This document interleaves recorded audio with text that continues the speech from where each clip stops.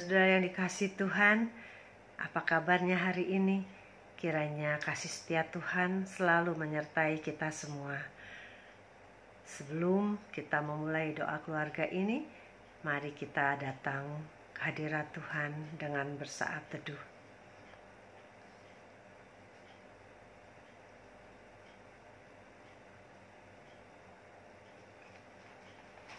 Kita akan menaikkan pujian dari NKB 104, bait pertama dan kedua.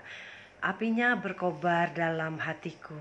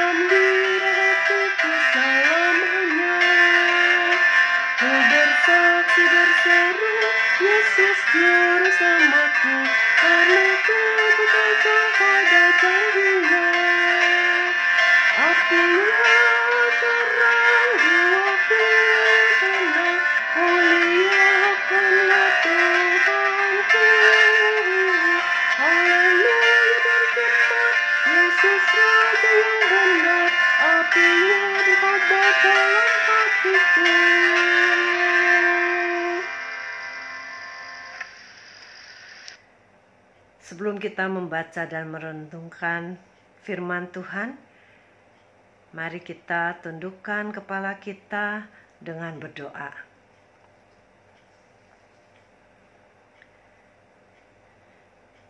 Bapa yang baik, kami sungguh datang untuk mendengarkan firman-Mu. Kami rindu firman-Mu ini menjadi rema bagi kehidupan kami. Ajar kami Tuhan dengan kerendahan hati datang duduk di bawah kaki Tuhan. Sebab hanya Engkau dan firman-Mu yang dapat memuaskan jiwa kami. Tuhan, kami siap membuka hati, pikiran, dan telinga kami hanya untuk mendengarkan firman-Mu, bukan hal yang lain. Sebab itu ya Tuhan, tolong berbicara kepada setiap kami, pakai hamba-Mu agar dapat menyuarakan kebenaran firman-Mu dengan baik, dan nama Tuhan saja yang ditinggikan. Di dalam nama Yesus kami berdoa. Amin. Salam sejahtera, Bapak, Ibu, Opa, Oma, saudara-saudariku yang dikasihi Tuhan. Kita bersuka cita dapat bertemu lagi dalam acara Doa Keluarga GKI 5. Tema renungan kita pada hari ini adalah Apinya Berkobar Dalam Hatiku. Bacaan diambil dari Injil Lukas pasal 24 ayat 32 mengenai Kleopas dan kawannya. Kata mereka seorang kepada yang lain, "Bukankah hati kita berkobar-kobar ketika ia berbicara dengan kita di tengah jalan dan ketika ia menerangkan kitab suci kepada kita?" Saudara-saudara, pernahkah mengalami hati yang berkobar-kobar? Kita tahu istilah hati yang berkobar merupakan sebuah ungkapan, ya.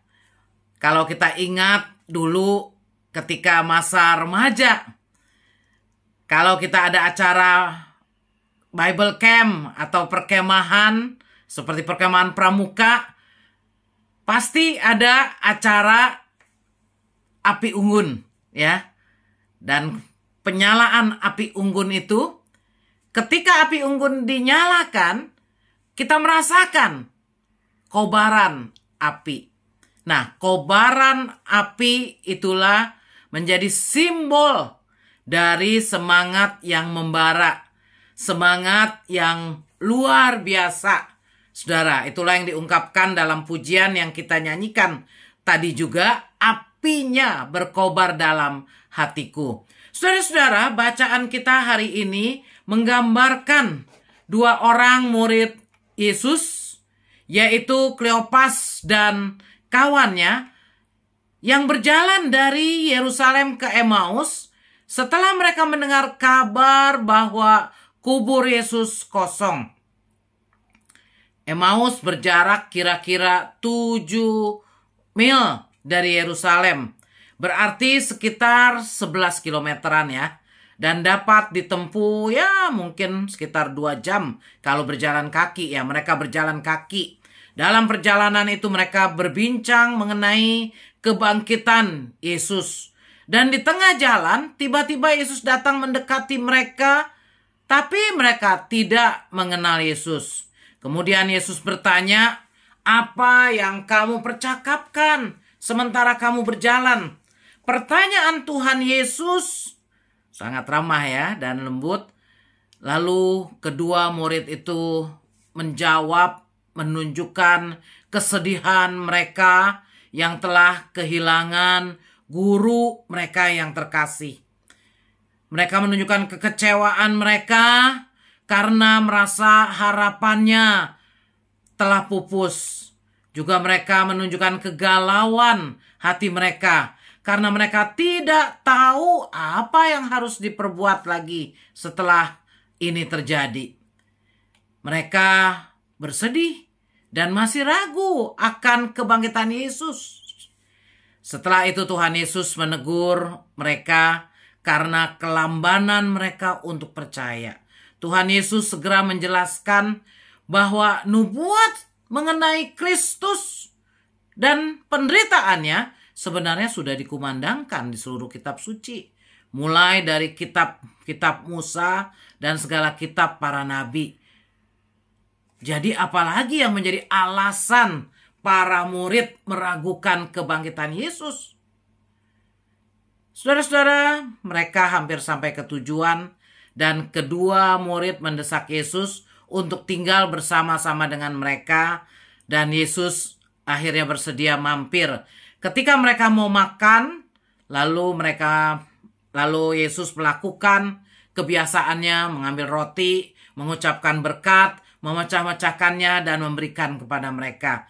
Seketika itu juga terbukalah mata mereka. Baru mereka menyadari bahwa orang yang berjalan bersama dengan mereka itu adalah Yesus. Terkadang kita pun juga ya bisa nggak sadar Yesus ada bersama dengan kita.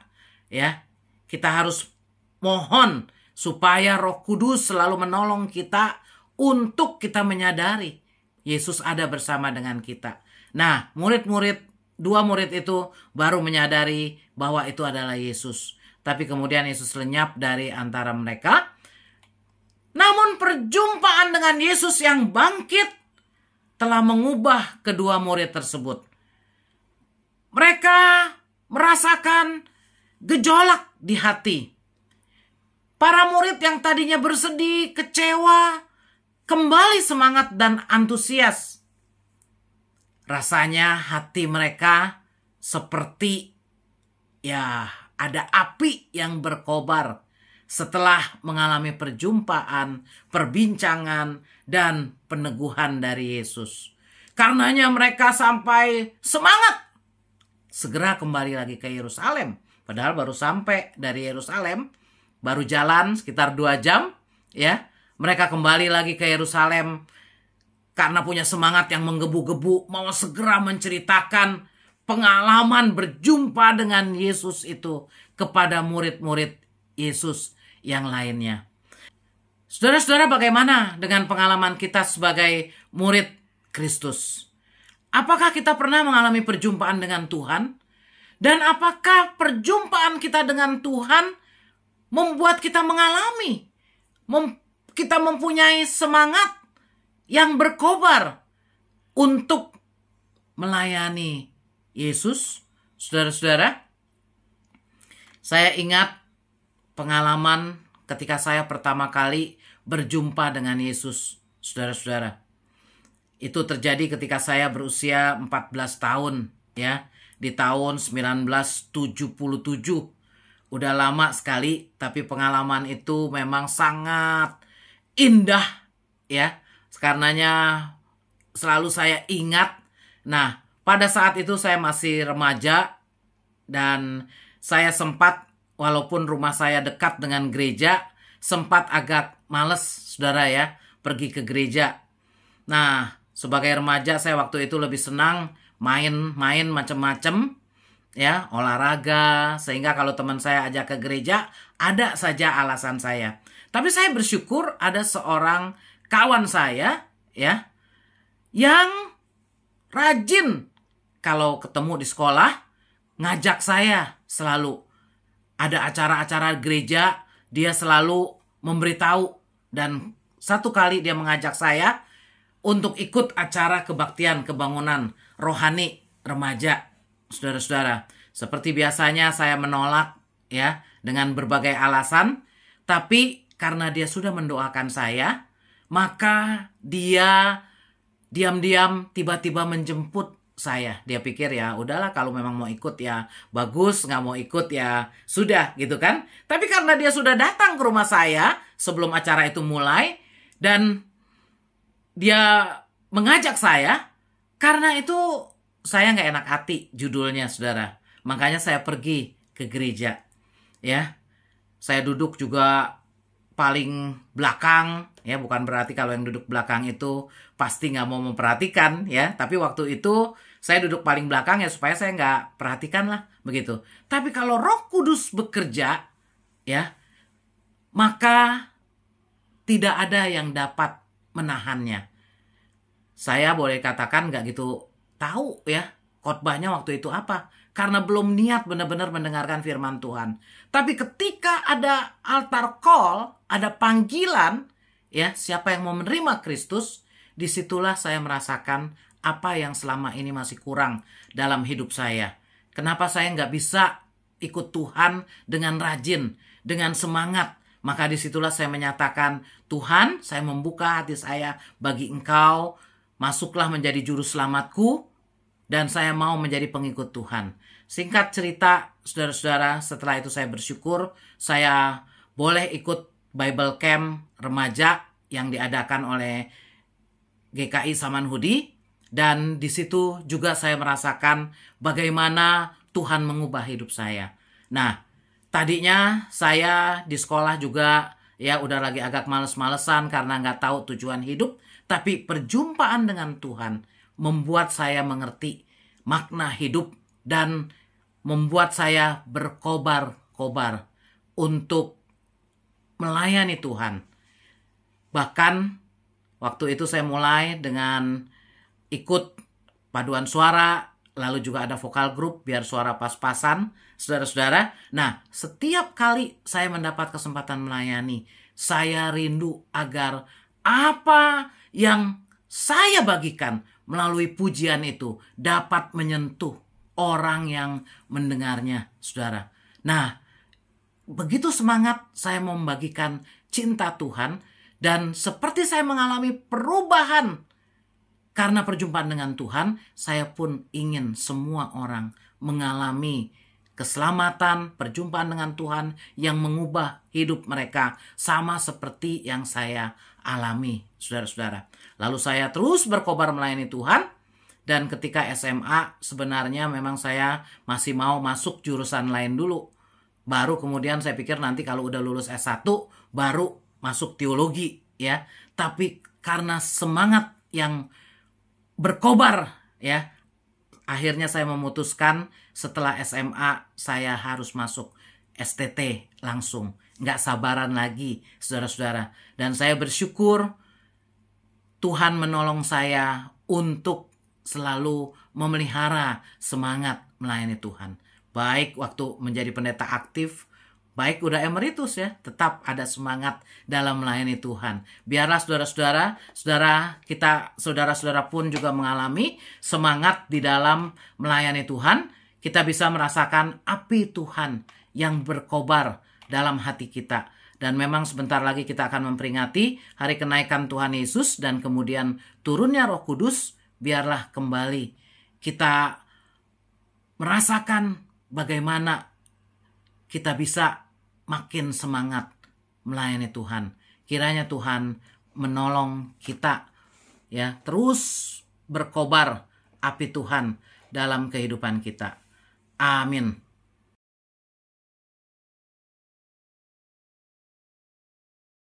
Mari Oma Opa, Bapak Ibu dan saudara sekalian, kita menaikkan syafaat kita bersama-sama. Bapa yang Maha Baik, kami menghampiri Engkau pada saat ini Tuhan. Sudah lama kami tidak berjumpa satu dengan yang lain karena pandemi, sehingga situasi masing-masing jemaat mungkin kami kurang tahu. Tetapi Engkau Allah yang Maha Tahu dan penuh dengan kasih. Kiranya Tuhan, Engkau melawat umat-Mu satu persatu hari ini dan setiap hari. Tuhan, kami mau menaikkan syafaat kami kepadamu untuk pergumulan jemaat-Mu Tuhan. Mungkin ada yang sakit, baik karena lansia maupun sakit penyakit yang lain. Tuhan, kami berdoa, kiranya Engkau hadir di tengah sakit mereka Tuhan. Memberikan mereka kekuatan, memberikan mereka kesabaran, memberikan mereka kesembuhan dari Tuhan. Tuhan, kami juga mau berdoa untuk keluarga yang mendampingi mereka, diberikan kesabaran, hikmat, kekuatan, dan pertolongan dari Tuhan. Kami juga berdoa buat umat-Mu yang merasa kehilangan karena ditinggalkan orang-orang yang dikasihi. Kiranya Tuhan, Kau menghiburkan mereka, memberi mereka kekuatan untuk terus melangkah maju, berjalan bersama dengan Tuhan, mengisi kehidupan yang masih harus mereka jalani. Tuhan senantiasa mendampingi mereka dengan kuat kuasa dan kasih Tuhan. Tuhan, kami juga mau berdoa untuk mereka yang mengalami kehilangan pekerjaan, kesulitan ekonomi.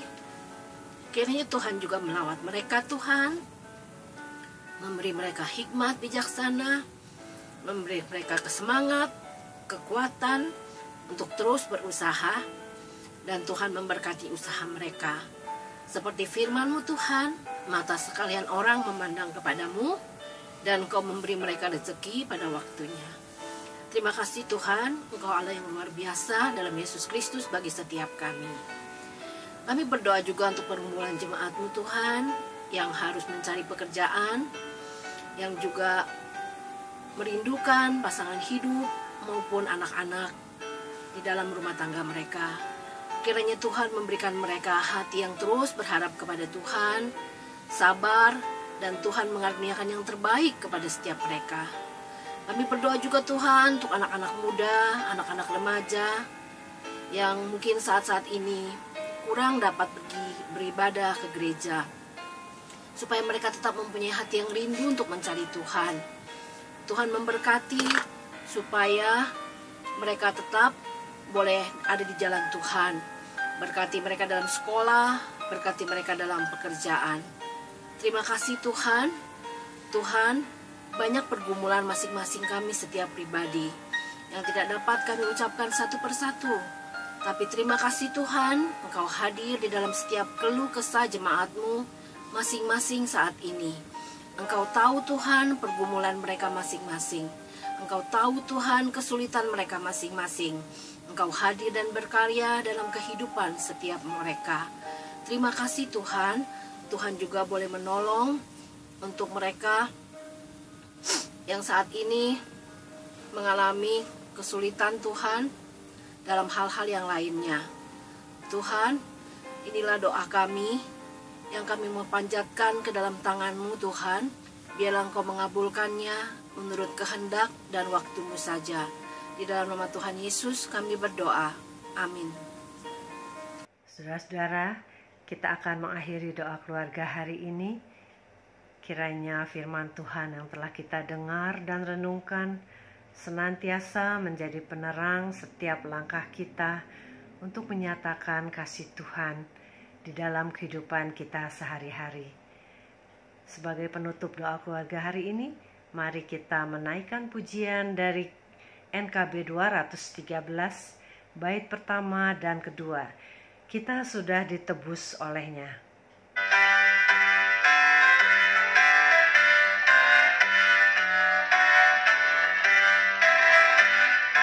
Kita sudah ditebus olehnya, kini layanilah mukhlismu, maju terus dan tibakan panjimu, sanjung rajamu. Mari bawa padanya segenap talentamu, serta hidup mengikuti firman-Nya. Taat dan setialah, walau suka jalanmu, hidup kudus agar kasih-Nya pun nyatalah. Waktu suka atau waktu duka, walau badai datang melanda, jalanlah jemu melayaninya, sanjung rajamu.